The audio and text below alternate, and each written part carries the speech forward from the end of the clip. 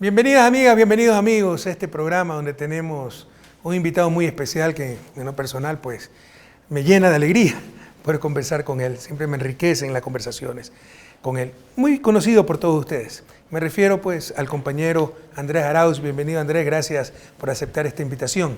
Gracias, presidente. Un placer poder conversar juntos. Ya 38 años Andrés, ¿verdad? Sí, ya 38 que no juega, dicen por ahí. Economista de la Universidad de Michigan en Economía y Matemáticas, Sí. maestría en Aflaxo, ahora un doctorado en Economía Financiera por la Universidad Nacional Autónoma de México. Así es, presidente. Ahí todo el tiempo que he podido intercalar los estudios con el servicio público, he decidido continuar formándome para ponerlo al servicio del Ecuador, que es mi pasión en la final. A los 24 años ya eras director del Banco Central. Sí, presidente, gracias a ese proyecto político que usted lideró, que nos dio la confianza a tantos jóvenes para poder servir a la patria con pasión, compromiso y obviamente con excelencia, ¿no? Con muchísimo criterio técnico. ¿Qué nivel de gabinete que teníamos? Y antes de los 30 ya eras ministro de conocimiento y talento humano. ¿Qué te llevó a aceptar la vicepresidencia? En el 2021 fuiste candidato a la presidencia de la República. El compromiso, presidente. Aquí uno no tiene que anteponer ni el ego ni las vanidades. Uno tiene que entender que está en un proyecto histórico para servir a mi pueblo. Y así como amo a mi familia, amo al Ecuador. Y esta es una oportunidad para servir. Así que lo hago con un enorme gusto, placer y orgullo también de acompañar a Luisa González, nuestra futura presidenta. Y entre 8 binomios, el único vicepresidente varón, Andrés Arauz. Así es, presidente. Yo creo que la paridad es un avance y será un gusto poder, si es que nos dan el chance de debatir con las 7 vicepresidenciables también. Eso significa que somos el único proyecto político que ha presentado como candidata a la presidencia una mujer. Y con mucho orgullo, mucha honra. Ahora, yo creo que es muy restrictivo, porque si quiero presentar 2 mujeres, una a la presidencia y otra a la vicepresidencia, no lo puedo hacer. Pero bueno.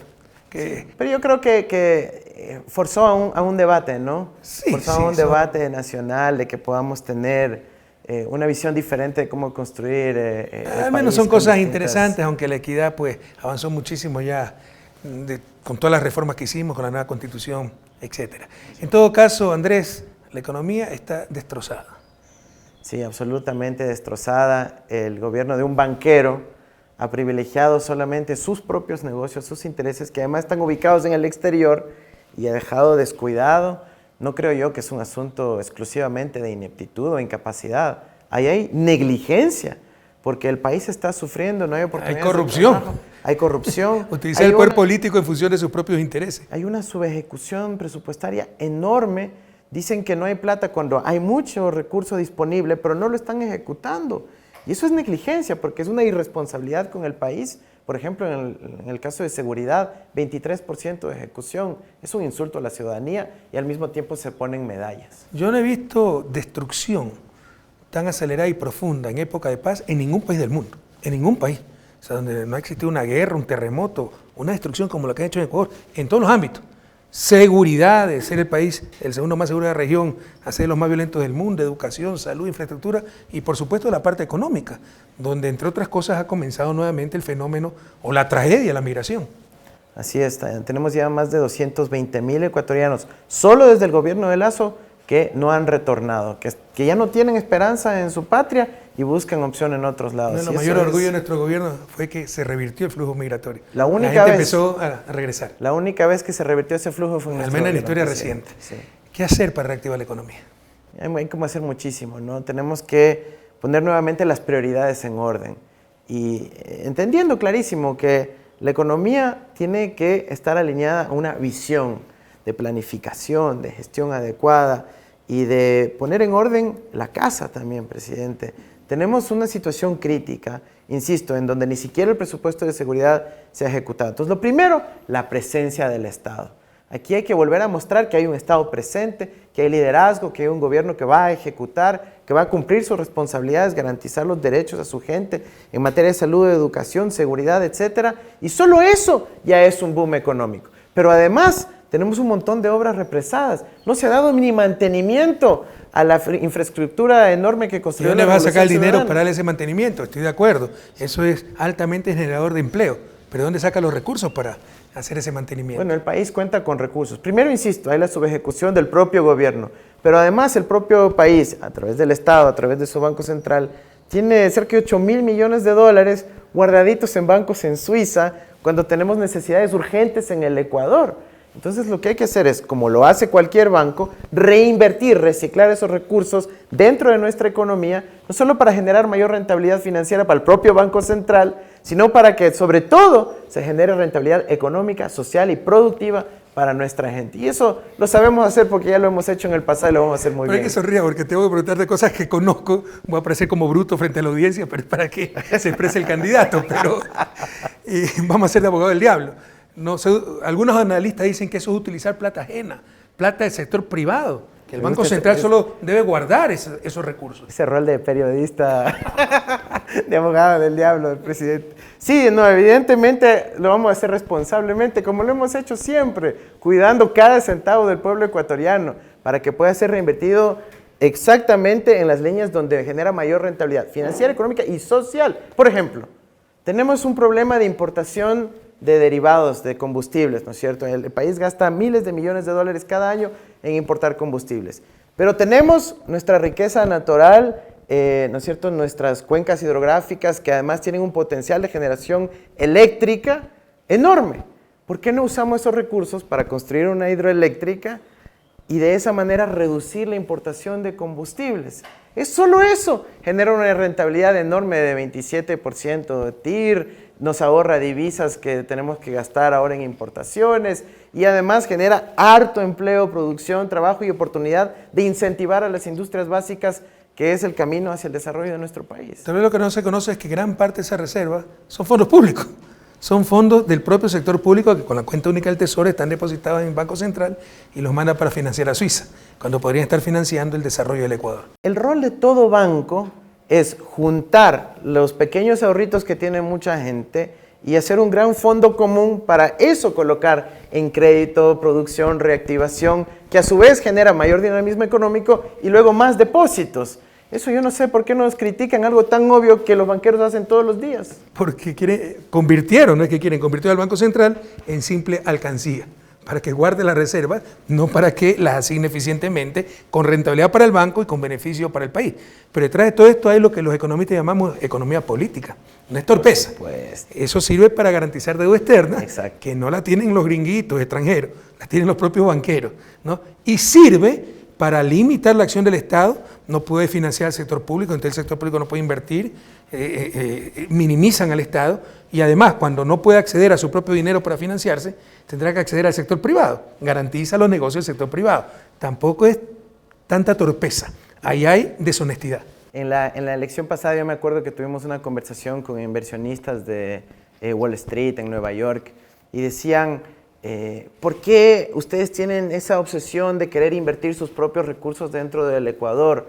Y decía, ¿por qué? Porque en parte no tengo que estar golpeando la puerta de ustedes si es que tengo una emergencia y puedo atender inmediatamente la situación hoy en vez de tener que pasar por un proceso de estructuración de obligaciones, roadshow, convencer a los inversionistas del exterior, que al final sí se puede hacer, pero demora muchísimo tiempo. Solo el tener esa posibilidad de, por ejemplo, en casos de emergencia, con lo que se viene en el fenómeno del Niño, acceder a nuestros propios recursos para atender esa emergencia, cambia la economía política, porque el Estado puede actuar y no depende de la buena voluntad de algún capitalista financiero del exterior o de los banqueros nacionales. Resumiendo tu propuesta, básicamente es poner a trabajar la reserva que la tienen invertida en el exterior. ¿Podrías explicarle al público qué es la reserva? ¿Para qué sirve? Claro que sí. Cuando en un país tú tienes un Estado, distintos ministerios, instituciones, seguridad social, gobiernos locales, obviamente el Ministerio de Finanzas también, todos tienen su plata en un banco central, que es el banco estatal que rige a todo el sistema financiero. También tienen algo de recursos ahí los propios bancos privados en esa institución. Entonces esa institución es la rectora del sistema monetario nacional. Si decide contraer o expandir su política de crédito, hay más o menos liquidez en la economía. Entonces, perdonen el tecnicismo, pero esto es importante explicar a la ciudadanía. Si es que nosotros no actuamos explícitamente para que haya mayor disponibilidad de crédito en el Ecuador, a través, por ejemplo, de la reinversión de la liquidez, de esos recursos que están depositados en el Banco Central, que se denominan de reserva, pero a veces se confunde reserva con fondito de una alcancía o un chanchito que está ahí para alguna contingencia, cuando el dinero es algo dinámico, que si es que uno no lo pone a circular, luego simplemente genera recesión, es decir, se queda paralizada la economía. Es cuando el dinero circula que finalmente hay actividad económica, y para eso somos buenos, y el Ecuador ya lo vivió en el gobierno de la Revolución Ciudadana, donde había circulante, había economía para las familias ecuatorianas, había obra, había trabajo, empleo, circulación de capitales, pero también de mercancías, transporte, todo el mundo se benefició. Pero tú has dicho que la reserva es liquidez, y la liquidez es necesaria, no hay que tocarla. No, la liquidez hay que actuar inteligentemente, por supuesto que sí. Ya estoy haciendo otra vez el rol de periodista económico. Estoy asumiendo el rol de los pseudoanalistas, ¿no? No, por supuesto hay que... A ver, para todo esto hay una serie de indicadores, variables, se llama el índice de liquidez estructural para evitar que uno vaya por ahí demasiado de la inversión, demasiado crédito, sino se actúa razonablemente en función de estándares internacionales, que más somos bastante buenos para eso. La gente no tiene por qué preocuparse de que no lo vayamos a hacer bien, y vamos a hacerlo sobre todo pensando en las familias ecuatorianas. La economía no es nada esotérico, la hacen parecer esotérica para que algunos economistas mediocres aparecer como los sumos sacerdotes, ¿no? Es sentido común, es como un padre de familia. No tener liquidez ni para el taxi por si el hijo se le enferma y llevarlo a la emergencia es riesgosísimo. Pero tener exceso de liquidez, plata bajo el colchón, cuando no hay ni para comer, es irresponsable, o por lo menos una altísima ineficiencia. Hay que tener la cantidad adecuada, y para eso hay indicadores, y obviamente en el caso ecuatoriano hay una terrible ineficiencia en el manejo de la reserva. Pero tú has hablado que eso servirá para financiar obra pública, infraestructura, como le hicimos en nuestro gobierno, tuvimos los más altos índices de inversión de toda América Latina. Pero hay algunos que dicen... Por cierto, cuando yo fui subsecretario de Inversión Pública fue cuando tuvimos el récord de inversión en todo el país. Ya, pero algunos dicen que esa inversión pública desplaza inversión privada, desplaza el sector privado, por eso hay que minimizar al sector estatal y a dejar todas esas inversiones, la construcción, infraestructura, etcétera, para el sector privado. Es una visión absolutamente reduccionista, al contrario. Ya me diste bruto de nuevo. La inversión pública fomenta la inversión privada. Por ejemplo, si yo construyo una carretera donde antes no había camino, luego se va a poner la gasolinera, luego va a venir el vulcanizador, luego van a venir los distintos servicios, solo pensando en la carretera en sí mismo. Pero además, si yo construyo esa carretera, se facilita el transporte de las mercancías, de los productos de los agricultores, se dinamiza la economía en general, los transportistas ya no tienen que reparar su carro a cada rato porque se les daña, etc. Es decir, la inversión privada es fomentada con la inversión pública, y eso ya... Digamos, estamos en pleno siglo XXI, lo sabemos todo el mundo. Yo no sé cómo hay gente que todavía quiere sostener esas otras visiones, cuando lo que más se necesita ahora es reactivar la obra en el Ecuador, justamente para que el sector privado también invierta y se beneficie. ¿Y por qué no dejar que ese carretero lo haga el sector privado? A ver, hay mecanismos y soluciones puntuales donde eso se puede aplicar, pero yo no voy a estar esperando que alguna vez se animen a invertir en 5 años, en 10 años, a que construyan ese carretero. El Estado tiene que actuar hoy, urgentemente, porque estamos enfrentando una necesidad imperiosa. El mensaje es que el sector público no es rival del sector privado, sino complemento, y tienen sinergias. Una buena inversión pública atrae inversión privada. Por supuesto que sí. Es lo que en inglés le llaman el crowding in. El crowding in, donde uno hace una inversión pública crucial, clave, crítica, que hace encadenamientos productivos por un lado, pero además atrae otros negocios. Otra vez el ejemplo de las hidroeléctricas y el tener energía barata. Si nosotros ofrecemos al Ecuador inversiones en tener soberanía energética, soberanía eléctrica, fomentamos una energía barata en nuestra economía, ¿cuántas inversiones en industrias básicas nos van a llegar? ¿Cuántos negocios se van a beneficiar también de aquello? Y de esa manera también generar trabajo y empleo para las familias ecuatorianas. Pero en algunos textos de estudio todavía en ciertas facultades ecuatorianas y mundiales te enseña es el efecto crowding out de la inversión pública, que desplaza inversión privada. Eso es pura ideología. Es pura ideología, y además viene con un sesgo del capital financiero, porque ellos cuando hablan del crowding out hablan sobre todo de la tasa de interés en los mercados financieros, pero nunca hablan de los derechos de la gente, de la obra, de la productividad sistémica, de la competitividad sistémica también, de la importancia de la infraestructura en fomentar las actividades. La inversión en seguridad. Derecho de la gente, base para la libertad, de la cual tanto hablan los neoliberales, y sin seguridad va a haber inversión privada. Jamás, pues. Precisamente por haber abandonado la inversión en seguridad, hoy lloramos lágrimas de sangre, ¿no? Presidente, al ECU 911 no le han dado mantenimiento, ni de los servidores de los datos donde se almacenan los videos, ni han renovado las cámaras que tienen que monitorear a todo el país. No han comprado ni sillas para los monitores del ECU 911 que están atendiendo las llamadas todos los días. Algo tan básico hace que el sistema en su conjunto se quiebre. Y sin seguridad, ¿qué inversión puede haber? ¿Qué economía privada? ¿Qué actividad? ¿Qué comercio? Ahora en el Ecuador, presidente, en nuestros recorridos, realmente uno sufre porque los negocios están cerrando a las 5 de la tarde, a las 6 de la tarde como máximo.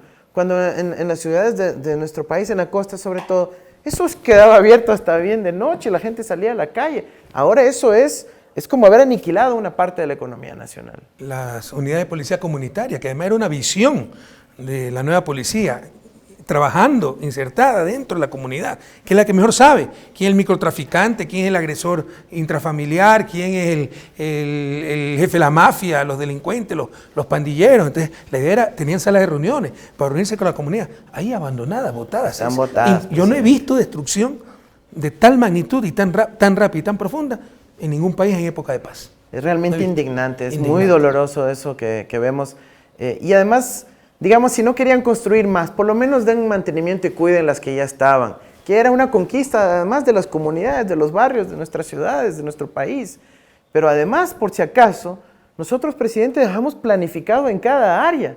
Yo me acuerdo, Luisa coordinó la transición de gobierno en donde nos pedía que cada ministerio tenga su plan de corto plazo, pero también la planificación de largo plazo, con las obras estandarizadas, por ejemplo, las UPCs, donde cualquier gobierno que venía no tenía que inventarse el agua tibia, tenía que agarrar el manual que le dejamos nosotros, en donde había que construir las siguientes UPCs en función de la matriz de riesgo y planificación que dejamos, y solo continuar la obra y continuar inaugurando, si la tarea era facilita para quienes nos sucedieran. Teníamos macro planificación y micro planificación hasta el último rincón de la patria, la UPC que se necesitaba, el subcentro de salud, la guardería, etcétera. Por supuesto no podíamos hacer todo de golpe, pero ya estaba el camino trazado. Por distrito, y por el odio subcircuito, y por tratar de destruir al correísmo, como ellos decían, destruyeron todo, destruyeron al país, no nos destruyeron a nosotros, destruyeron a su propia patria. Lo bueno es que esas ideas y esos planes están ahí y permanecen no solo en nuestras conciencias, está ahí en el archivo público. Entonces para nosotros, presidente, va a ser relativamente fácil reactivar todo eso. Desde el primer día, como lo hemos dicho con Luisa, empezar a trabajar para poner orden en el país, recuperar toda esa senda hacia el desarrollo que dejamos marcado y finalmente el resurgir de nuestra patria. Recuerda que también esas fuerzas reaccionarias tratarán por todos los medios de impedir que un gobierno progresista recupere el país. Presidente, vamos a hacerlo con nuestro pueblo. El pueblo es absolutamente crítico en esto. Tiene que ser una victoria contundente, con un respaldo también en la Asamblea Nacional, para que aunque esos poderes fácticos quieran interponer acciones, frenar, ahora veo que Lazo también quiere dejar hechos unos nombramientos para boicotearnos y todo eso, no. Con la fuerza de nuestro pueblo vamos a prevalecer y justamente trabajar, servir a nuestro pueblo en garantizar sus derechos. La renegociación de los CP, la renegociación de los contratos con las telefónicas, es descarado, quieren dejar todo amarrado. Sí, yo confío que les han llegado las palabras de advertencia, porque creo que un gobierno que ya decretó su propia muerte no tiene ninguna legitimidad para estar haciendo contratos a 20 años plazo. Y haciendo bien esas cosas se pueden sacar muchísimos recursos para reactivar la economía. Entonces, tú piensas reactivar la economía utilizando adecuadamente la reserva monetaria, estoy totalmente de acuerdo. Ahí hay muchísimos recursos ociosos y recursos del propio sector público, del propio Estado, no de los depositantes de la banca, lo cual tampoco estaría mal. Eso es lo que hacen los bancos todos los días. Recogen depósitos de todo el mundo y colocan crédito. Pero ni siquiera hay que recoger depósitos de terceros, son depósitos del propio sector público, ¿ok? Con eso vas a financiar inversión pública, sobre todo productiva.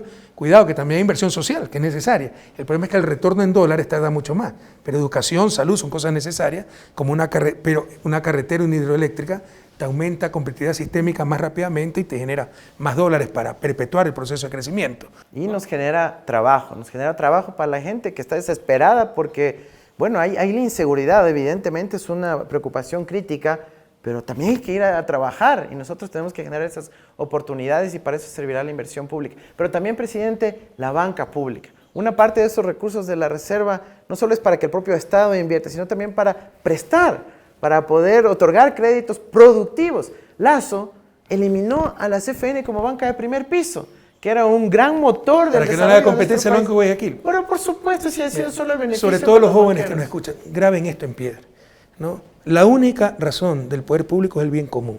Cualquier cosa que no sea el bien común es corrupción, la peor corrupción.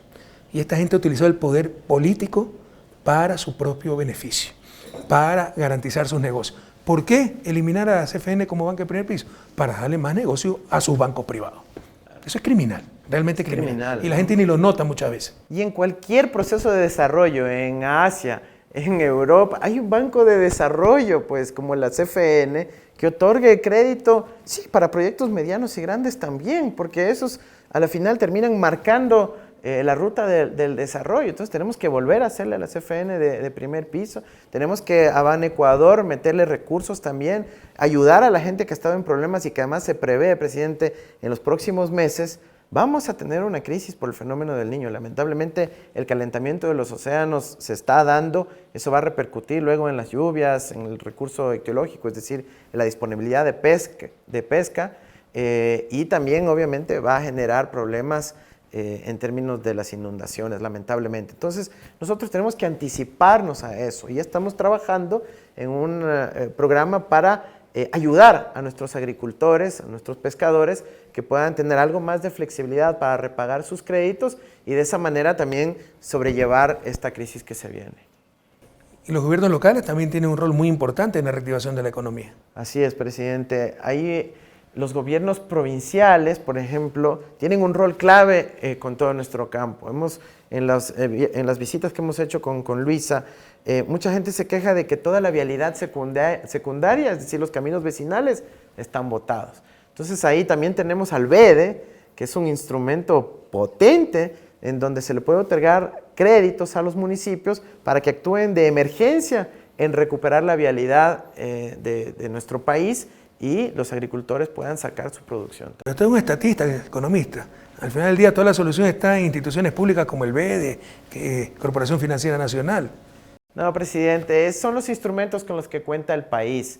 Obviamente quienes se benefician de todo eso son los propios actores privados, los campesinos, los agricultores, los medianos y grandes empresarios también. ¿Quién no quiere tener buenas carreteras? ¿Quién no quiere tener buena seguridad? Eso no es estatismo, es sentido común, es lógica. Ahora, el sistema económico es como el cuerpo humano, el circulante, el dinero, es como la sangre, ¿no? que circula en el cuerpo humano y da vida a ese cuerpo. Las divisas que tú quieres traer de esa reserva mal invertida entrarán a ese flujo circular que se llama técnicamente. Eso hace crecer, revitaliza, porque además un dólar que invierte no es un dólar que queda, sino por el efecto multiplicador genera 3, 4 dólares en producción, empleo, valor agregado, etcétera, ¿no? Pero, ¿qué pasa si por otro lado está saliendo pues ese flujo? En otras palabras, siguiendo con la analogía del cuerpo humano, por un lado hay una transfusión, te meten sangre, pero por otro lado hay una herida abierta y se desangra, y más rápido de lo que entra sangre. Entonces colapsa ese cuerpo.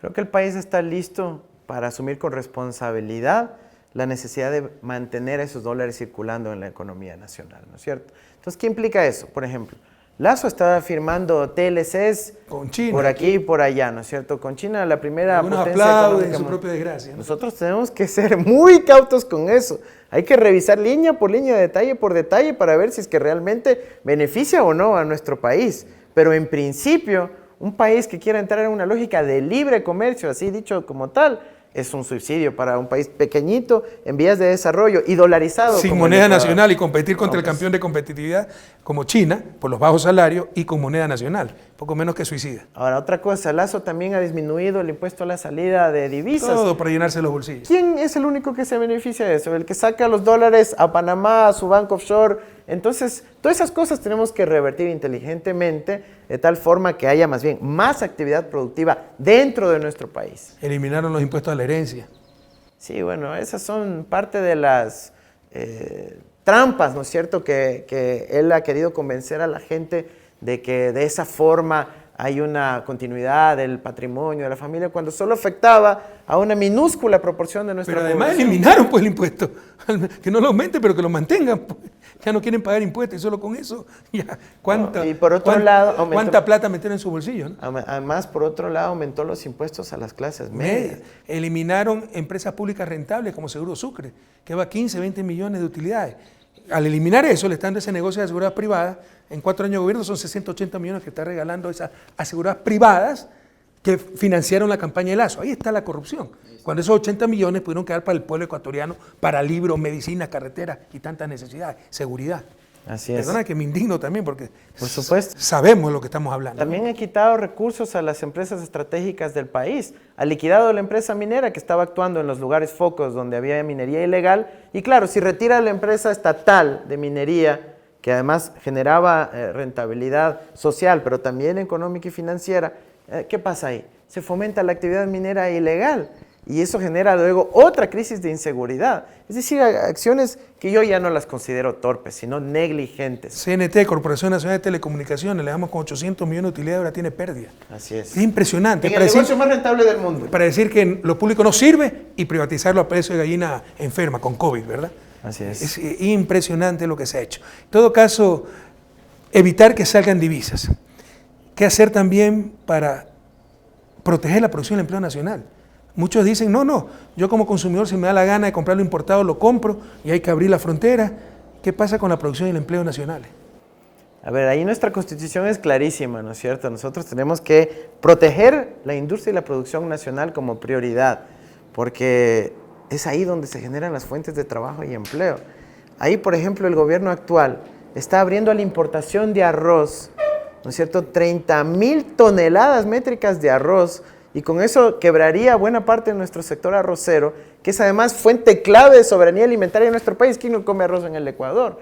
Y eso pudiera ser realmente un peligro para el futuro de nuestro país. Entonces, aquí hay que actuar con contundencia, lo hemos dicho. La soberanía alimentaria, por ejemplo, porque una cosa es importar aviones, alta tecnología, pero alimentos nosotros sí podemos producir y bien, y abundante cantidad, de hecho exportamos. Eso tenemos que proteger adecuadamente con las políticas de cuotas, de licencias, de agrocalidad, con estándares sanitarios y fitosanitarios, pero además con la conciencia de que la soberanía alimentaria debe ser un objetivo de seguridad nacional. Y hablando claro, privilegiando la producción nacional. Y ahí un poderoso motor es el propio Estado, con sus programas, por ejemplo, desayuno escolar, comprando lo nacional, comprando a los pequeños agricultores. Haya mucha honra, presidente. Yo fui como por 40 días director del Servicio Nacional de Compras Públicas. Y en ese poquito tiempo dejamos encaminada una institución que lo que buscaba es apalancar ese propio recurso público, ¿no es cierto?, nuestro propio músculo del Estado, pero para fomentar la producción nacional. Uno mismo salir del pantano alándose los cabellos. Exactamente. Y además con desarrollo científico y tecnológico. Desde el Estado puedes crear tu propia demanda. Exacto. Para los productos nacionales, para el sector agrícola, para fomentar la producción de pequeños agricultores. En nuestra época, la compra pública era casi del mismo tamaño que todas las exportaciones privadas, pero no había una política de fomento detrás. Entonces, si nosotros hacemos un buen uso de ese recurso público para decir, vamos a favorecer a los productores nacionales, a los pequeños y medianos agricultores, a los pequeños y medianos empresarios, industriales, etcétera, y además les decimos, y tienen que meterle desarrollo tecnológico, va a ser un boom el Ecuador, presidente. Solo como anécdota, tú dijiste que estuviste 40 días como director del sistema de compras públicas. Tú sabes que en el caso de Soborno, donde me condenan a mí por influjo psíquico horas antes de inscribirme como candidato, y así hicieron presidente de Lazo. Horas antes, porque si yo estaba en el país cambiaba el panorama electoral. Entre las pruebas es que Jorge Glass y yo dirigíamos el sistema de compras públicas del Estado. ¿Alguna vez el presidente o el vicepresidente han dirigido el sistema de compras públicas? No, presidente, para eso hay una institución específica. Las barbaridades que tiene esa cantinflada. Con su propia ley, pero no con pasa su propia nada, es contracorriente, no pasa nada. Mira, qué terrible. Pero no es solo el sector agrícola el que está destrozado, ¿no?, sino el sector industrial, la pequeña, mediana industria. Es terrible la situación en que se encuentra. Lo primero que hizo Lazo fue desmontar las protecciones, digamos, inteligentes que pusimos nosotros con la reglamentación técnica, las normas INEN, los estándares que tenían que cumplir, algunas otras políticas que complementaban todo aquello, de tal forma que la producción nacional, la industrial nacional, sepa que por lo menos tiene un mercado interno en donde puede ir abasteciendo, creciendo su producción, innovando y de esa forma creciendo y generando trabajo y empleo. pero cuando vino la sociedad quitaron todas esas protecciones que habían para la industria nacional para favorecer a los importadores, donde está su amigo que hoy es el ministro de Economía, Pablo Arosemena, y de esa manera dejar la vía libre a lo que se llama el bobo-aperturismo, presidente. Entonces, con el bobo-aperturismo, ahí está la destrucción de la industria nacional, que ahora están muy arrepentidos de haber apoyado una política como la de Lazo, ¿no? Pero las políticas que tú estás describiendo, Andrés, que las conozco perfectamente y que han utilizado prácticamente todos los países desarrollados, empezando por Estados Unidos, ¿no? Que es el creador del proteccionismo moderno, con Alexander Hamilton. En todo caso, beneficia sobre todo a provincias altamente industrializadas como Tungurahua. Pero Tungurahua es una de las provincias con menos apoyo hacia la Revolución Ciudadana. ¿Cómo explicar esa contradicción aparente al menos? Bueno, es uno de los grandes misterios, ¿no? Porque fueron de los más beneficiados con la Revolución Ciudadana, no solo en materia de cosas como servicios públicos, ¿no? Como la vialidad, etcétera, sino en los sectores productivos, el calzado, el de textiles, ¿no es cierto? El agrícola, donde tenían más opciones que nosotros. El cuero. Ahora, por cierto, de la región de donde más están saliendo es justamente de Quinzapincha. Es increíble eso. O sea, además son artesanos de primer nivel. Los productos de Quinzapincha. Yo tengo una chompa de Quinzapincha, de repente en Bélgica, y la gente cree que soy multimillonario porque una cosa así imposible comprarse allá. Claro, y es una chompa de cuero, Quinzapincha, pero claro. preciosa, preciosa. A ver. Y se está destruyendo toda esa aglomeración, o lo que se llama en inglés el clúster de desarrollo industrial de Quinzapincha, están migrando. Pero todos. qué contradicción, ¿no? En Tungurahua tal vez el más bajo apoyo para la Revolución Ciudadana, cuando es la provincia más beneficiada con las políticas de la Revolución Ciudadana. Distintamente de eso, presidente, nosotros vamos a seguir apoyando a la industria de Tungurahua, a la industria del calzado, textil, de cuero, etcétera, todos aquellos que quieren apostarle al país porque son parte de nuestra patria. Entonces, en el corto plazo, asignar adecuadamente los recursos ociosos ineficientemente asignados como la reserva monetaria a través de inversión pública, pero también de crédito, apoyando a los gobiernos locales, ¿no? Infraestructura, etcétera. Además, una política de protección a la producción nacional y al empleo, una política de adecuados precios, por ejemplo, de sustentación para el sector agrícola, para que no se explote a los agricultores. Eliminaron la UNA, presidente. La unidad de almacenamiento, impresionante. Es la empresa que tenía el Estado para regular los precios, tener reserva estratégica de alimentos. Todo eso es como que aplastaron el botón de los 90s y nos quisieron llevar al pasado. Pero lo bueno es que, insisto, las ideas están frescas, los planteamientos nuestros están ahí. Ya lo hicimos una vez, entonces sabemos los atajos para poder lograrlo de nuevo y tenemos esa tarea inmensa con Luisa de retomar el camino de la recuperación de la patria. Es escandaloso y algunas veces pienso que el país ha perdido la capacidad de asombro, pero la economía insoleta y los bancos rompiendo récord en utilidades. Pero ya no hay decoro, no hay decencia, no tienen sangre en la cara. Acaban de subir las tasas de interés. Acaba de subir las tasas de interés. Perdóneme, eso es inaceptable. Bueno, en todo caso, apoyo a la industria, sobre todo pequeña y mediana industria, que son las mayores generadoras de empleo. Y empleo, nadie ha descubierto una mejor forma de combatir la pobreza dignamente que con empleo de calidad, ¿no? Pero bueno, terminemos con la clase trabajadora. También el empleo se ha deteriorado. El empleo adecuado, afiliaciones al IES, Seguridad Social, ha retrocedido, se vuelve la tercerización, vuelve la no afiliación de las empleadas domésticas, de los trabajadores, las trampas de siempre, vuelve la vulneración de los derechos laborales. ¿Qué piensas al respecto?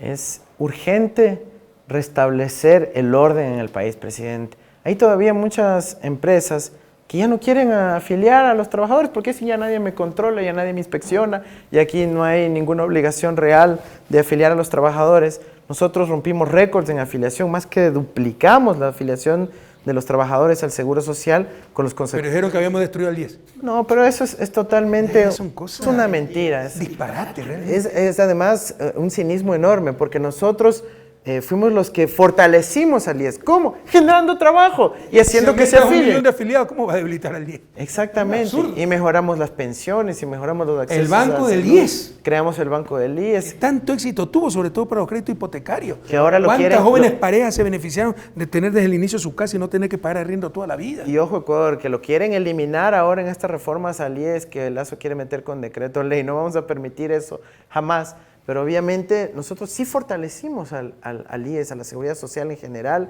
respetando los derechos de los trabajadores y fomentando que haya más creación de trabajo y empleo por todo lado. Quiere eliminar todo lo que sea competencia para banca privada, para tener todo el mercado para ellos solos a imponer sus condiciones. Hay una norma que lamentablemente fue una de las primeras cosas que hizo Moreno, fue cambiar la norma de inspección laboral. Un detalle que parecía insignificante. Nosotros teníamos inspecciones sorpresa para poder encontrar realmente dónde están los problemas. Moreno puso que las inspecciones se deberán notificar con 15 días de anticipación. Para que todo el mundo tenga afiliados a sus trabajadores o en la casa de los no afiliados. Claro, les dije, no vengas a trabajar ese día que viene el inspector, pues. Entonces, solo ese cambio chiquito. Entregaron al país. No te iría ni siquiera al capital, la supremacía del capital sobre el ser humano, sino a lo más corrupto del capitalismo, a la codicia sin límite, a la explotación, ¿no? A la falta, a la gente apátrida que ni siquiera quiere a su propia patria. Una de las cosas que más pide la gente en el Ecuador, con quienes hemos estado conversando con Luisa, es queremos que nuevamente se respeten nuestros derechos laborales, los derechos de los trabajadores, el poder tener la certidumbre de que van a poder seguir alimentando a sus hijos. En sus manos, el voto, este 20 de agosto. Antes de terminar, Andrés, algo que para mí, yo sé que también para ti tiene algo, un interés muy especial y un afecto muy profundo. Antes de la Constitución del 2008, la economía popular y solidaria, la mayor generadora de empleo en el país, era absolutamente invisibilizada. La Constitución de Montecristi reconoció a esa economía popular y solidaria como uno de los 3 sectores de la economía. Sector público, sector privado, capitalista moderno, si cabe el término, y el sector de economía popular y solidaria. ¿Qué van a hacer con respecto a ese tan importante sector? Presidente, el mero hecho del reconocimiento que se dio en la Constitución fue un enorme hito, porque además no solo que estaban invisibilizados, sino criminalizados. Entonces, el haber dado el salto a darle visibilidad, institucionalidad, una superintendencia, un ministerio, una junta reguladora, etcétera, que pueda poner visibilidad, pero también regulación y fomento al sector, ya fue muy importante. Pero ahora podemos hacer mucho más. Por ejemplo, en la contratación pública, el fomentar que la economía popular y solidaria sea proveedora del Estado. Eso, ¿quién hubiera pensado antes de la Revolución Ciudadana? Con la Revolución Ciudadana fueron proveedores del Estado. Asociaciones de textileros como el programa Hilando el Desarrollo. Los uniformes para el sistema escolar. ¿Cuántas centenas de pequeñas artesanas? Y sobre todo mujeres, presidente. En lugar de contratar 2 o 3 grandes empresas, contratamos 800 pequeñas artesanas para que hagan los uniformes. El tema de la alimentación escolar puede ser una oportunidad muy importante ahí también. En general, los catering, pero también servicios de pintura, mantenimiento, servicios de limpieza. Que utilizamos la economía popular y solidaria incluso para dar mantenimiento vial, para cortar la hierba, no es que necesita grandes empresas. Y con la gente de la propia comunidad. De la propia comunidad. Entonces, se puede hacer tanto para generar empleo, distribuir ese empleo, combatir la pobreza de forma más digna, dando empleo adecuado a la gente. Y hay un elemento súper clave que también tiene que ver con la simplificación de trámites, presidente. O sea, yo creo mucho en el rol de la tecnología para transformar la sociedad. Y ahora en el siglo XXI, 2023, tenemos que usar la tecnología al máximo. ¿Para qué? Para simplificar la vida de la economía popular y solidaria, del pequeño emprendedor, del innovador, para que no tengan que pasar por larga tortura para sacar un trámite, un permiso, poder sacar un registro sanitario, poder vender su producto, etc. Ahí la tecnología y la simplificación de trámites van a ser un enorme aliado para también ayudar a fomentar la economía. Que se mueva la información, no las personas, ¿no? La persona de una computadora puede acceder a todos los permisos que quiera. Habíamos avanzado muchísimo, pero eso hay sectores que pierden el poder, pierden el control y con eso lucran. Mira lo que ha pasado en el registro civil, ¿no? Claro. Entonces boicotean estos procesos. Hay que retomar esa senda. Y somos buenos para eso, presidente. Sí, nadie mejor que tú para eso. A ti te encanta lo vamos la tecnología y la innovación. Muy bien, para servir a nuestro pueblo. Por ejemplo, creando un sistema nacional de clave única. Ahora, un emprendedor pequeño que quiere hacer su negocio tiene que tener una clave para el SRI, otra clave para el IES, otra clave para la super de compañías, otra clave para el registro mercantil, otra clave para pagar el agua potable, otra, y así como 20 claves diferentes, ya cualquiera se olvida. Lo más triste es que tenemos las capacidades tecnológicas. Las nuevas cédulas tienen el chip para hacer todo eso, pero no se lo utiliza. Puede hacer, presidente, y va a ser un boom lo que vamos a vivir. Alguien dirá, ¿y por qué en 10 años no lo hicimos? Lo hicimos, lo empezamos a hacer, no pudimos hacer todo, pero en lugar de avanzar retrocedieron, no solo retrocedieron, destrozaron todo. Nosotros implementamos el sistema de gestión documental Kipux, que hasta ahora es un hito en toda la región latinoamericana. Todo el resto siguen mandando al conserje para que vaya a entregar el oficio y eso traba el desarrollo. Nosotros ya dejamos una dinámica instaurada en el Estado y ahora lo vamos a hacer también para el sector productivo nacional. Ya falta poco, Andrés. Así es. Porque te voy a decir algo muy doloroso. Vivimos 7 años de mentira, difamación, tú sabes cómo nos han perseguido, tratado de dañar nuestra honra. Ya ahorita estamos muy bien, y lo saben, ¿no? Pero sí, en un momento dado nos hicieron mucho daño. Y no solo porque los engañaron, quisieron ser engañados. Muchas veces tenemos esa inclinación a querer creer ciertas cosas para tal vez sentirme superior porque el otro es un corrupto, un inútil, etc. Entonces yo no soy así. Ojalá aprendamos a la misma experiencia. Para finalizar, querido Andrés, voy a hacer una reflexión, no sé si estés de acuerdo. Hemos hablado mucho de economía, queridas amigas, amigos, sobre todo jóvenes que nos siguen, pero al final del día todo es político. El desarrollo económico es un proceso político. Cambio en las relaciones de poder.